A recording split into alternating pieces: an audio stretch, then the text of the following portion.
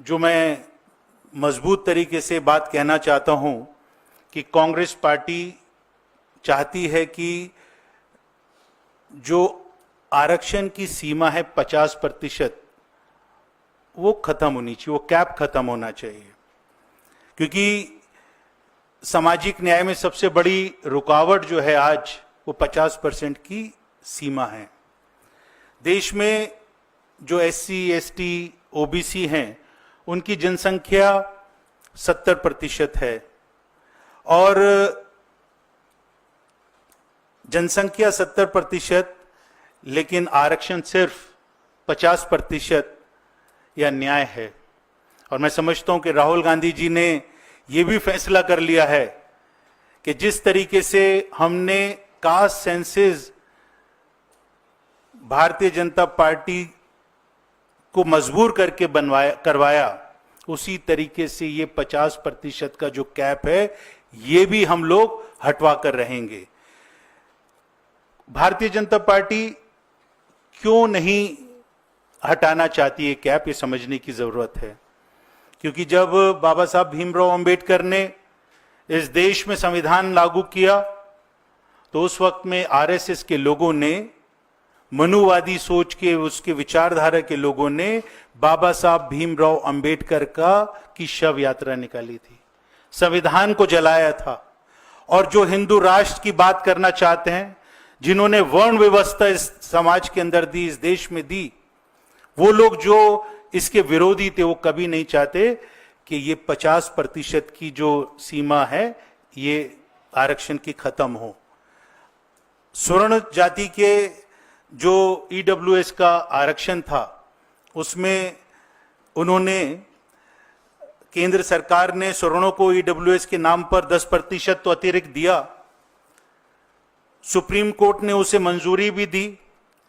तो इससे यह साफ हो गया कि 50% की सीमा कोई भगवान की रेखा नहीं है, और ये ऐसी रेखा नहीं है कि जिसको पार नहीं किया जा सकता।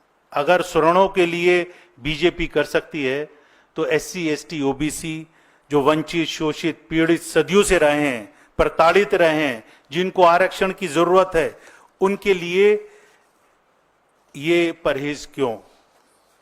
कांग्रेस पार्टी शुरू से सामाजिक न्याय की पक्षधर रही है और 2024 का लोकसभा का जो हमारा मैनिफेस्टो था, राहुल गांधी जी ने उसमें कहा था कि कांग्रेस पार्टी जब सत्ता में आएगी तो हम 50% की सीमा हटा देंगे।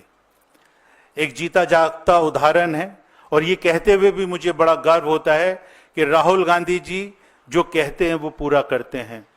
राहुल गांधी जी ने कहा था कि हम कास्ट सेंसस सर्वे तेलंगाना में करवाएंगे, कर्नाटक में करवाएंगे, वो उन्होंने पूरा किया। और जिसकी वजह से जिस एक्सरे की राहुल गांधी जी बात करते हैं, वहां पर तेलंगाना में भी एक ऐतिहासिक ये जो कदम उठाया, उससे हमको जानकारी मिली कि आज वहां पर जो SC, ST, OBC है, किस स्थिति में रह रहा है। और वहां पर जो कांग्रेस पार्टी की सरकार है, वो अपने जो कार्यक्रम बना रही है, अपने जो प्रोग्राम बना रही है, उसका प्रारूप उसी कास्ट सेंसस सर्वे के हिसाब से हम लोग कर रहे हैं। मैं समझता हूं कि ये घोषणा तो हो गई, लेकिन मुझे भरोसा नहीं कि Bharatiya Janata party U turn वाली सरकार है। ये अपनी बातों पर मजबूत तरीके से टिकने वाले लोग नहीं है। महिला आरक्षण में आपने देखा कि महिला आरक्षण का मसला था, घोषणा कर दी, वाहवाह लूटी, लेकिन उसका आज तक कुछ अता पता नहीं है। उसी तरीके से इन्होंने, मेरा ऐसा मानना है कि ध्यान भटकाने के लिए, अटेंशन डाइवर्ट करने के लिए, जो ये मांग कांग्रेस पार्टी की हमेशा रही और इसका विरोध बीजेपी करती रही, उस वक्त में जब देश गंभीर परिस्थितियों से गुजर रहा था, बिहार के अंदर अभी चुनाव हैं, तो वहां पर उस सब चीजों को ध्यान में रखते हुए जो एक घोषणा हुई, मुझे इस बात का संदेह है कहीं ये भी जुमला ना हो। क्योंकि नरेंद्र मोदी एक बहुत बड़े जुमलेबाज हैं, और मैं समझता हूं कांग्रेस पार्टी इस बार उनको चैन की सांस नहीं लेने देगी।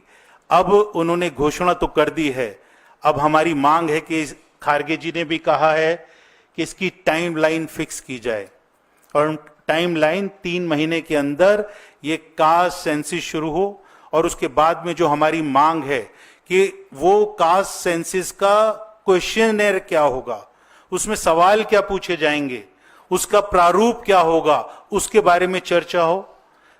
समय निर्धारित हो कि कितने दिन के अंदर कास्ट सेंसस कंप्लीट होगा, ये हमारी मांग है। And BJP must uphold the federal structure, but because it is important to safeguard the democracy of this country, the BJP is bent upon demolishing the constitution of this country, and we believe, the Congress believes, कि हम कोई भी कसर बाकी नहीं छोड़ेंगे संविधान की रक्षा करने में।